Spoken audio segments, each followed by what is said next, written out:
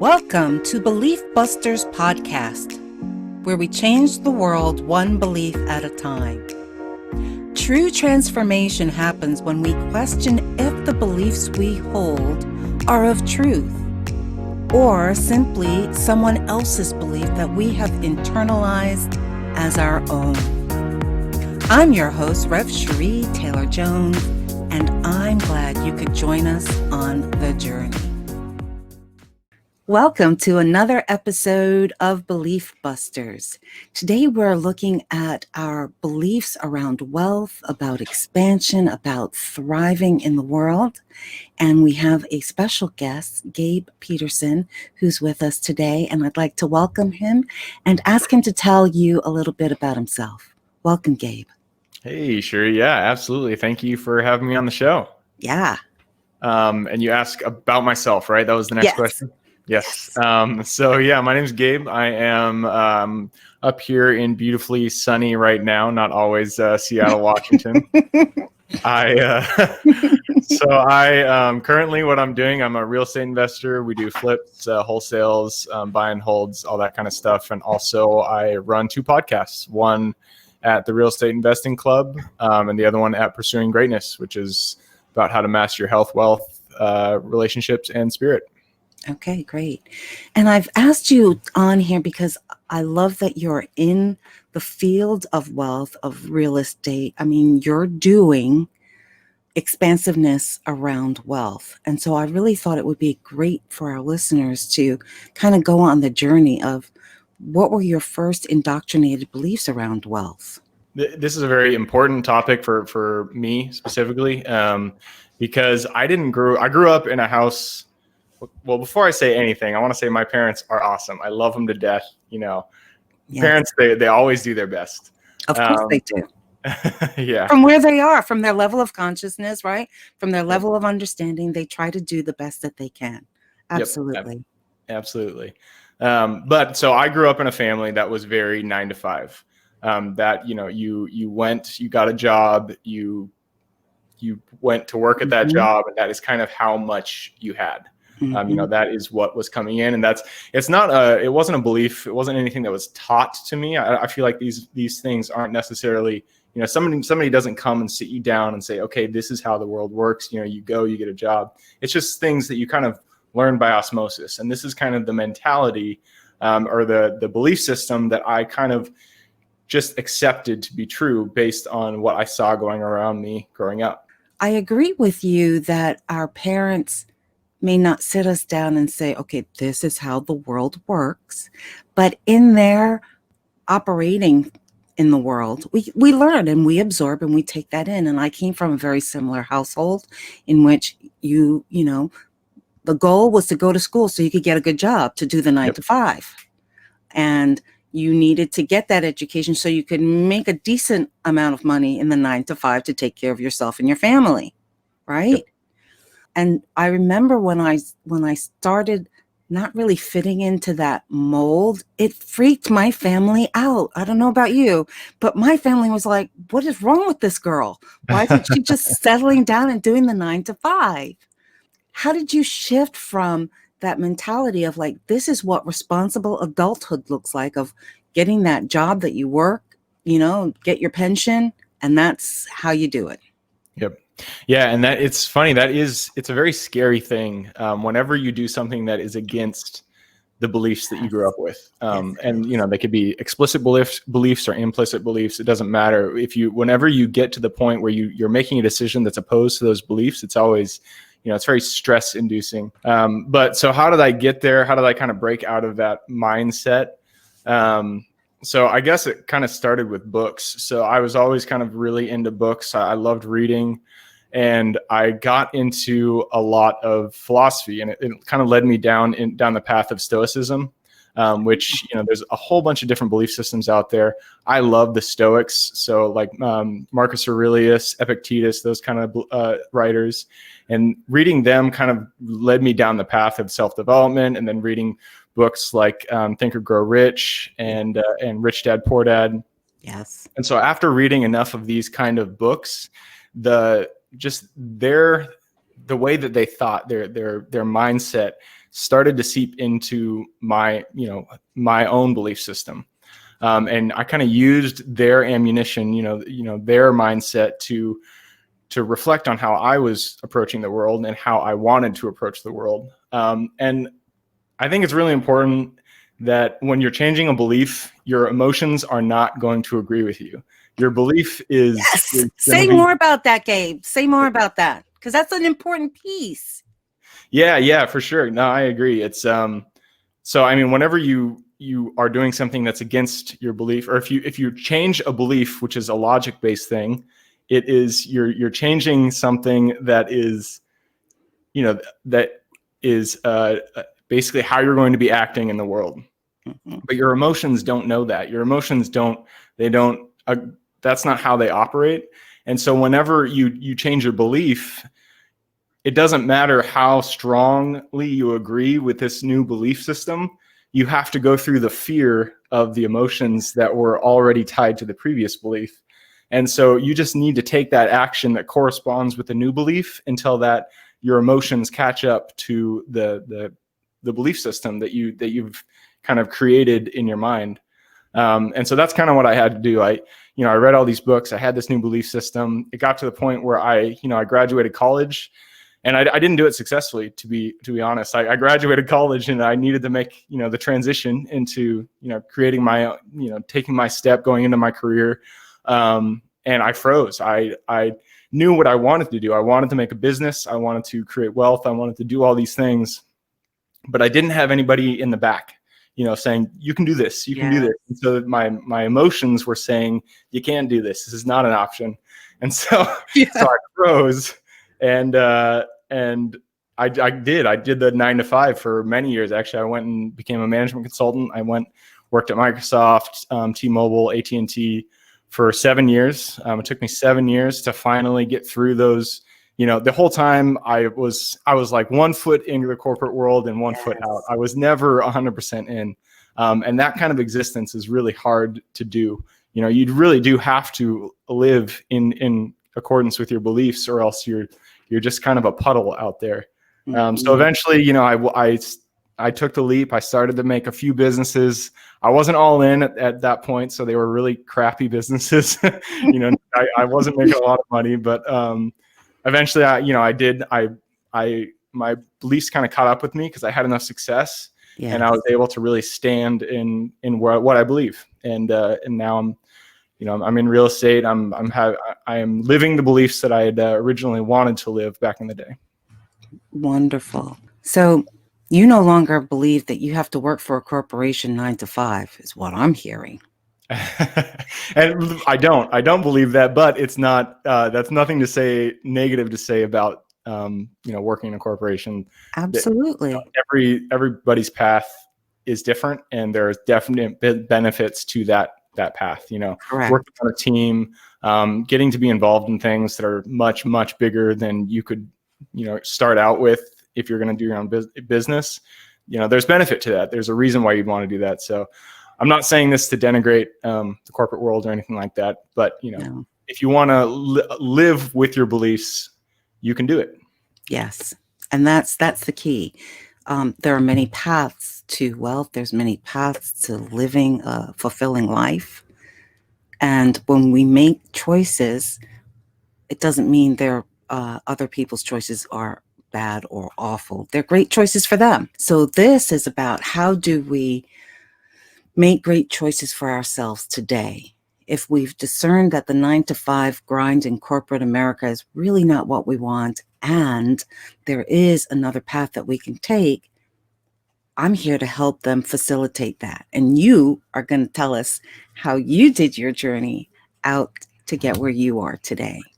Yeah, for sure. No, it was definitely not clean. It was a dirty process, but if somebody's in that position, you feel that you really do want to create wealth for yourself, you want to create freedom, both time and financial, then you have to believe that you can do it. You have to have some sense, in you that it is possible, that you're not destined to whatever path you're on right now. So you need to change not all of the beliefs. You don't have to have 100% confidence, but you have to have 1% confidence. You have to have enough confidence just to step out of the door. And to do that, I say read books and start associating with people who are on the path that you want to be on. Yes. Reach out to them, say hi, just say, hey man, love what you're doing. Let's grab a coffee. I'll pay. So just get down the path so your brain starts to operate that way. Yeah. So what you're talking about is you're retraining your brain to say that this could be a new normal. And you're creating scenarios in which the brain now can see, oh, look, I see other people that are doing this. This can be normal. And so all of that is really a retraining and a reframing in our brain, which then allows our emotions to catch up to us. So I'm with you so far. Keep going, Gabe. This is awesome. I love it. Yeah, I mean, the next step is the hard one. You need results. So you're never going to really believe something unless you actually do it and you see positive results from it. It doesn't matter how many people you see out there doing it. You do have to have your own results. And so that's the point where you have to actually start taking action. You have to choose a framework. There are a million ways to make wealth out there. Literally, there's countless ways to make wealth. You just have to choose one. And so I didn't do it the right way when I first got started in this. I bounced from one idea to the other. I got started in e-commerce. I made an e-commerce store, brought it up to about $20,000 a month. Then I switched over to digital marketing. I created an agency. And then I finally landed on real estate. I think real estate, well, it's not even my thoughts.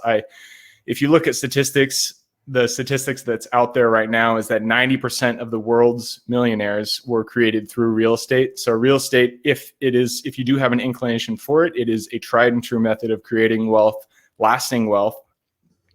So that is a path that you can go down. But the next step is just really to choose a model. It could be e-commerce, it could be, a hair salon, whatever you want to do, just choose a model and just start, taking action towards that. One thing that you do need to keep in mind is that you're never going to be wealthy by putting labor. And this is, how am I going to phrase this one? By working a job. You have to have some way to leverage it. So if your dream is to be a hair salon owner and you want to go open your own business and be the stylist, there is a less likely chance that you will achieve financial freedom if you are the stylist. You have to actually turn it into a business. You have to start hiring people. You have to turn it into a business. That's the only way to do it.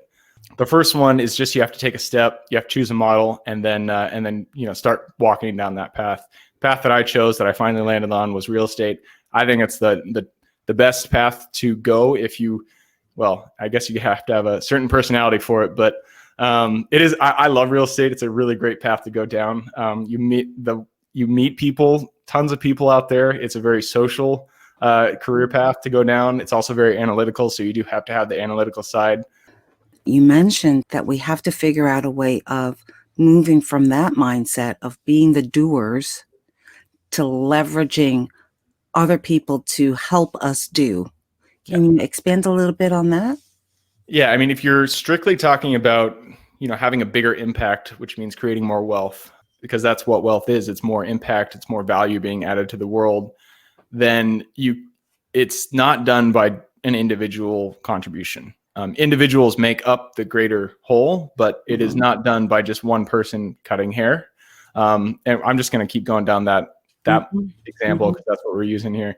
So if you're just talking about like a hairstylist and you want to have a huge impact and you want to, create wealth in that process, you're most likely not going to be able to do it as an individual hairstylist. Granted, there's always going to be examples of that one hairstylist who went out and was Britney Spears stylist and made $1 million, whatever. But generally, you do need to create systems around it. You need to create a business around it that generates wealth without you having to go do every step. All right. So we're looking at the mindset. We're looking at connecting the brain involved in shifting that mindset, seeing other examples of people that are successful in the way that we would like to be, and leveraging resources. And so what's the next step? Well, at that point, you really just need to start taking action. So, I mean, that is the model. But once you start taking action, you're going to be in it. And so you're going to have to start solving problems. And what the recommendation that I would give you, because I'm not going to be able to tell you how to do it because you're going to be in your own business and every business is unique. The next step I would recommend is go get a mentor, talk to somebody who is successful in what you're doing. If, using the hairstylist example, there has to be some local hairstylist who has 5 hair salons, who's just kicking butt, rocking it. Go take her out to lunch, or him out to lunch, sit them down and just really pick their brain, figure out what it is that makes a successful hair salon. Like, what are the things that they do? What are the processes they do? How do they hire people? How do they present themselves in leadership meetings? What do they do to be successful? And that's where you're going to be able to take yourself up, is by, getting the knowledge from somebody who's already gone down that path. Is there anything else that you think that our listeners need to know about having that mindset about expansiveness of wealth? And why do we really care so much about expansiveness of wealth? I guess there's 2 answers to this. There's the individual answer, and then the communal global answer. For the global answer, from my perspective, wealth is us adding more value to the human race. It's it's pushing us forward. When there's more wealth, there's more goodness out there to go around. From the individual perspective, the more wealthy you're becoming, not always more in line you are with your values, with your time, with what you want to accomplish in the world, because you can't do it unless you're 100% committed and you're in it, and you are really you believe in what you're doing, and you're pushing it forward. And so I feel, from the individual's perspective, one, it gives you freedom. And so you're going to be able to think in different ways. You're going to be able to see the world from a different perspective. And the really basic one is that you're going to have no stress. I've been in situations where I had 0 money and I was broke. And when you're in that perspective, you can't operate correctly. You're operating from a very, scarcity mentality. You're just not going to be able to make decisions correctly. And so one of the very basic reasons to create wealth is to give yourself the freedom to really be able to think correctly, to be able to operate in the world correctly. Valid points. When we are in that mindset of scarcity, we are focused on how do we pay the bills? How do we get food on the table? How do we, survive? We're more in that primal survival type of mentality. And that is not from our highest place. And so what you're talking about really is that when we get into that expansiveness of abundance, of prosperity, of wealth, we're then operating from a different mindset. We're operating from a place of possibilities, not a place of lack. Yep. And from a place of possibilities, we then get to create possibilities for other people. Yep, exactly. Yeah. So this is why this is an important belief system for us to really take a look at and discern, how do we move from that concept or belief about lack or that rigidity that really doesn't serve us any longer, and break through to creating a life of abundance, which then trickles into supporting other people in creating that life as well.